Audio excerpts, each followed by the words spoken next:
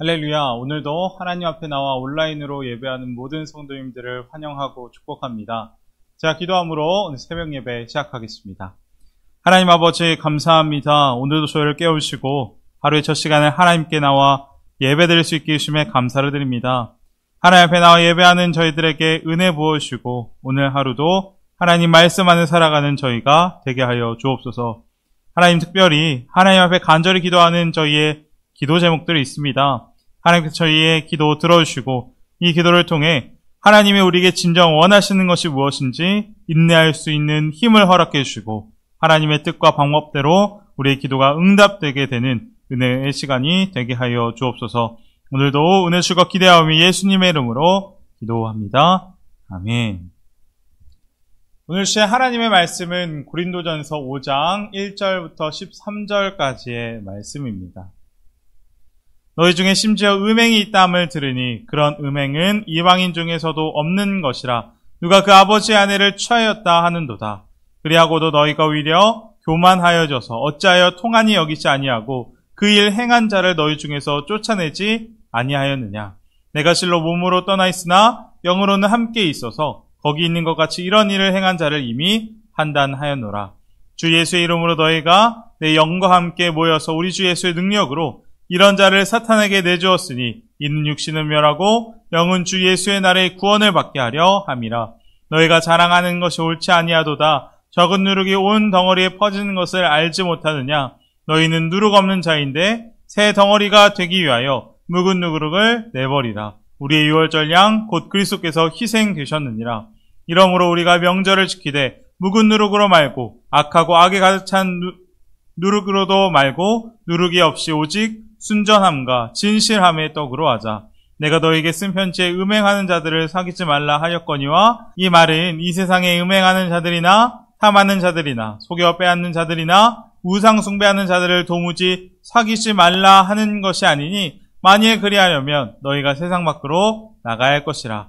이제 내가 너희에게 쓴 것은 만일 어떤 형제라 일컬음 자가 음행하거나 탐욕을 부리거나 우상 숭배를 하거나 모욕하거나 술 취하거나 속여 빼앗거든 사귀지도 말고 그런 자와는 함께 먹지도 말라 함이라. 밖에 있는 사람들을 판단하는 것이야 내게 무슨 상관이 있으리오마는 교 안에 있는 사람들이야 너희가 판단하지 아니하랴. 밖에 있는 사람들은 하나님이 심판하시려니와 이 악한 사람은 너희 중에서 내쫓으라. 아멘. 1990년대에 한 대형 백화점이 지어졌습니다. 그 백화점은 강남에 지어진 당시 서울에서 최대 규모로 지어진 쇼핑센터로 외부는 물론 실내까지 아주 화려했던 건물이었습니다. 그리고 사람들은 그 최신식 건물에서 쇼핑을 하고 외식을 즐겼습니다. 그렇게 백화점은 넘쳐나는 손님들로 인해 하루하루 최고 매출을 기록하였습니다. 그리고 이런 상황 가운데 백화점의 경영자들은 점점 더 욕심이 생기기 시작했습니다. 손님들에게 더 많은 물건을 팔기 위해 무리수를 둬서 건물을 지탱해 주는 기둥들과 벽을 제거해서 공간을 넓혔고 그 넓어진 공간에 매점과 점포들을 들였던 것입니다. 그런데 문제가 생겼습니다. 건물을 지탱해 주는 기둥들이 없어지자 건물의 하중이 점점 밑으로 쏟아지기 시작한 것입니다. 그리고 결국 백화점 청장 곳곳에는 작은 틈들이 생기기 시작했습니다. 그런데 백화점의 경영자들은 그 작은 틈을 아무렇지도 않게 여겼습니다. 오히려 더 벽들을 허물고 기둥들을 허물어서 그곳에 많은 사람들에게 판매하기 좋은 물건들을, 상점들을 배치하기 시작하였습니다. 그런데 시간이 지나자 그 작은 틈들은 점점 커졌고 천장이 주저앉기 시작했습니다. 그리고 결국 거대한 그 건물이 한순간에 무너져 버리고 말았습니다. 그리고 그 백화점에서 쇼핑을 즐기던 많은 사람들은 한순간에 재앙에 빠지게 되어 버렸습니다. 눈치채셨겠지만 이 사건은 1995년 6월 29일 서울의 한 백화점에 있었던 끔찍한 사고입니다. 이 일로 1000명이 넘는 사람들이 다치거나 사망하게 되었습니다. 분명 이 끔찍한 사고의 시작은 무엇이었습니까? 바로 작은 틈들이었습니다. 백화점 관계자들이 욕심을 내지 않고 이 작은 균열을 보고 문제의식을 느꼈다면, 또 위험 징조를 심각한 문제로 받아들였다면 안타까운 참사는 막을 수 있었을 것입니다. 하지만 그 작은 틈들을 내버려둔 결과 끔찍한 일이 벌어지게 된 것입니다. 우리가 이 작은 틈에 대해 한번 생각해 보기 원합니다. 분명 작은 틈을 방치한 결과 건물까지 무너지는 무서운 일이 일어나게 되었습니다. 그리고 이것은 건물에만 해당되는 이야기가 아니라 우리 하나님과의 우리의 신앙 관계에 있어도 마찬가지입니다. 때로 우리는 죄에 대해서 이렇게 생각할 때도 있는 것 같습니다. 이 정도면 하나님께서 이해하시겠지. 이 정도의 작은 죄는 연약한 사람이라 어쩔 수 없을 거야. 그러나 우리가 분명히 알아야 하는 것은 무엇이냐면 이 작은 틈들이, 이 작은 죄들이 하나님과의 관계를 완전히 무너뜨리게 할 수도 있다라는 것입니다. 오늘 본문에도 그 작은 틈들을 용납했던 교회가 나옵니다. 바로 고린도 교회입니다. 저번 주에 함께 말씀을 나누었듯이 바울은 자신을 심판하고 비난했던 고린도교의 성도들을 품어주고 사랑했다라고 했습니다. 그들이 아무리 잘못했더라도 바울에게 절대 포기하지 못하는 아버지의 마음이 있었던 것입니다. 그러나 오늘 본문의 바울도 절대 관용하지 못하던 것이 있었습니다. 바로 죄의 문제였습니다. 우리가 함께 성경 봉독을 해서 알겠지만 고린도전서 5장의 분위기는 4장의 분위기와는 완전히 다릅니다. 아버지의 마음을 가지고 용서하고 사랑했던 바울이 오늘 본문에서는 악한 사람을 너희 중에서 단호하게 내쫓으라 라고 말하기 때문인 것입니다. 그렇다면 바울이 단호하게 끊어버리라고 했던 그 악한 사람은 어떤 사람이었습니까? 음행을 했던 사람이었습니다. 고린도 교회 교인들 사이에 음행이 있었다라는 것입니다. 저희가 고린도전서의 말씀을 지금같이 나누었듯이 고린도라는 도시는 어떤 도시라고 했습니까? 음란한 도시라고 했습니다. 고린도는 항구 도시로 로마 제국 곳곳에서 매우 다양한 사람들이 왕래했으며 그로 인해 개방적인 문화는 성적 문란함과 방탕함으로 도시를 채우게 되었습니다.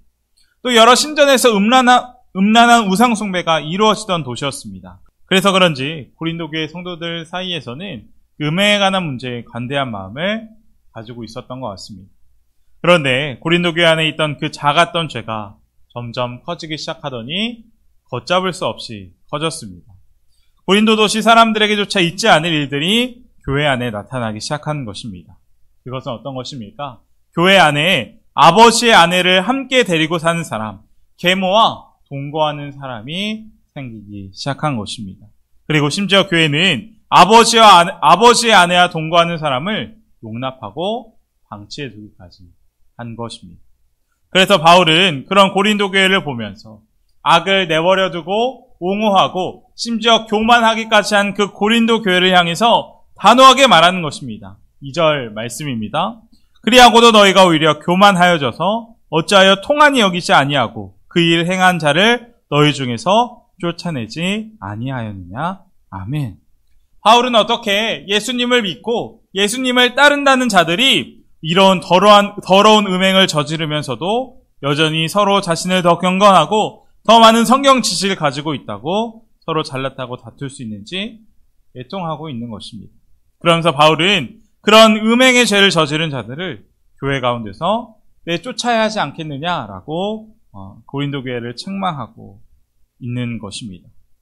어떻게 보면 음행을 저지르는 사람을 공동체 내에서 쫓아버리라고 하는 말은 조금은 심하게 들릴 수도 있습니다. 그러나 바울이 그렇게 말하는 속뜻은 그들을 완전히 쫓아내서 지옥에 떨어지도록 만들려는 것이 아닐 것입니다. 바울이 그렇게 하라는 것은 그 음행하는 자들이 다시 회개하고 돌이킬 수 있는 마지막 기회를 주려는 것입니다. 5절 말씀입니다. 여러분은 그러한 자를 당장 사탄에게 넘겨주어서 그 육체는 망하게 하고 그의 영은 주님의 날에 구원을 얻게 해야 할 것입니다. 아멘. 우리는 어떤 죄인이라도 자기가 잘못했다고 인정하고 회개하면 우리는 그를 용서하고 또 사랑해야 합니다. 그러나 돌이키지 않으려고 하면 어떻게 합니까? 그에게 회개하도록 기회를 주었는데도 그가 회개하지 않으면 내어 쫓으라 하는 것입니다. 그 음행하는 사람을 계속 교회 안에 두면서 괜찮다고 내버려 둔다면 교회와 음행하는 사람 모두에게 해롭게 될 수밖에 없다라는 것입니다.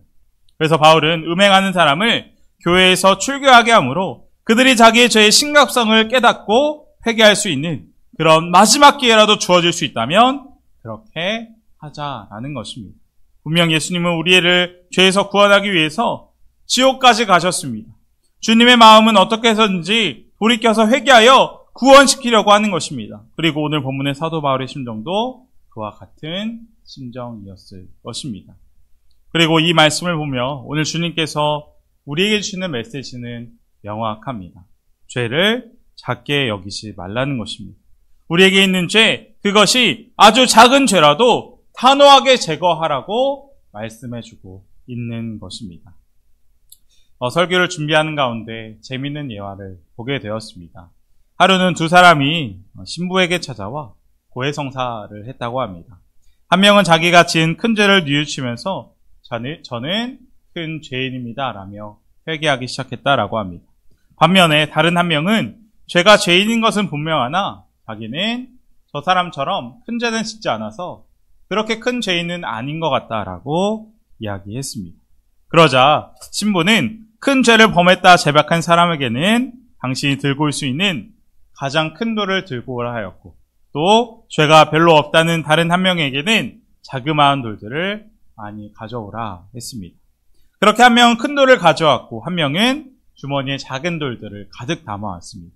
그리고 곧바로 신부는 두 사람에게 그들이 가져온 그 돌들을 제자리에 갖다 놓으라 라고 했습니다. 그러자 큰 돌을 가져온 사람은 즉시 자기가 가져온 돌을 가져다 놓았습니다. 그러나 작은 돌을 가지고 온 사람은 어떻게 되었습니까? 자기가 가져온 돌들이 너무 많아서 그 돌들을 어디서 가져왔는지 다 기억을 하지 못했습니다. 그래서 그 돌들을 어디에 둬야 될지 모른다며 난색한 표정만 지었습니다. 그리고 그 모습을 보며 신부가 말했습니다. 저 사람은 큰 돌 하나 주었기 때문에 분명 제자리를 찾을 수 있었습니다. 그러나 당신이 주온 돌들은 그 양이 저 사람보다 많음에도 불구하고 어디서 주워왔는지조차 알지 못합니까? 이 예화가 우리에게 깊은 깨달음을 주는 것 같습니다. 앞서 말했듯이 우리는 때로 세상을 살다 보면 어쩔 수가 없다. 하나님도 우리가 육신을 가지고 사는 것을 이해해 주실 것이다. 우리가 고린도교의 계모와 동거하는 것 같은 그런 큰 죄를 짓지 않았으니까 우리는 괜찮아 라고 생각할 수도 있습니다. 그러나 여러분, 오늘 말씀의 초점은 어떤 죄가 크냐 작으냐가 초점이 아닙니다. 우리가 하나님의 성전 되었는 자로서 예수님이 우리 안에 거하시는데 어떻게 작은 죄라도 용납할 수 있겠느냐 하는 것이 바로 오늘 말씀의 초점인 것입니다. 분명 하나님의 성전된 자는 절대 작은 죄도 용납하면 안 된다라는 것을 오늘 우리에게 말씀해주고 있는 것입니다. 그래서 바울은 7절 말씀에 이렇게 말했습니다. 묵은 누룩을 내어버리라. 우리의 유월절 양 곧 그리스도께서 희생이 되셨느니라. 아멘.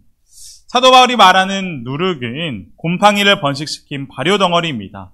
누룩을 넣은 빵은 처음에는 좋게 부풀어 올라 맛있는 빵이 됩니다. 그러나 누룩을 넣은 빵은 시간이 지나면 금방 상해버리고 먹지 못하는 빵이 되어버립니다. 다시 말하면 이 누룩은 부패와 타락의 상징인 것입니다. 그리고 바울은 이 누룩과도 같은 죄들을 우리 안에서 다 제거해버리라 라는 것입니다. 그렇다면 이 누룩들을 다 제거할 수 있는 방법 무엇입니까? 오직 유월절 양 되신 예수 그리스도입니다. 이스라엘 백성들은 애굽을 빠져나오는 날 밤 유월절을 지키며 하나님의 말씀에 따라 그들 가운데 있는 모든 누룩을 다 제거해버렸습니다. 그것처럼 예수님께서 우리의 죄를 용서하시고 죄로부터 구원하기 위하여 십자가에 달려 돌아가시는 유월절 희생양이 되셨으니 우리에게 있는 죄악을 내어버리라는 의미입니다. 출애굽한 이스라엘 백성들이 유월절을 지키며 누룩 없는 빵, 무고병을 먹었던 것 같이 고린도교의 성도들도 악한 누룩들, 분쟁과 교만, 은혜의 모든 죄악들을 끊어버리고 거룩하게 살아가라는 사도 바울의 권면인 것입니다. 그리고 이 말씀은 우리에게도 똑같이 적용되는 말씀입니다. 예전 미국에서 목회하시는 목사님의 한 일화를 들은 적이 있습니다.